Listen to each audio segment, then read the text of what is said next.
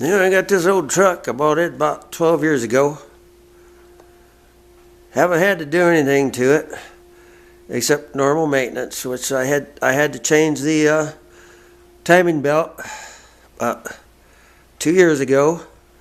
It's the only maintenance except for oil change. I had 2 oil changes in 12 years, and I've washed it maybe 2-3 times. As you can see,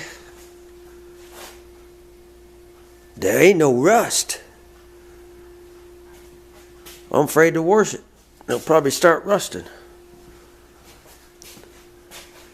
Beats the heck out of me.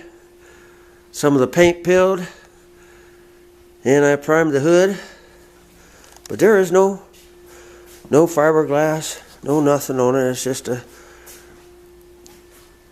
original old body.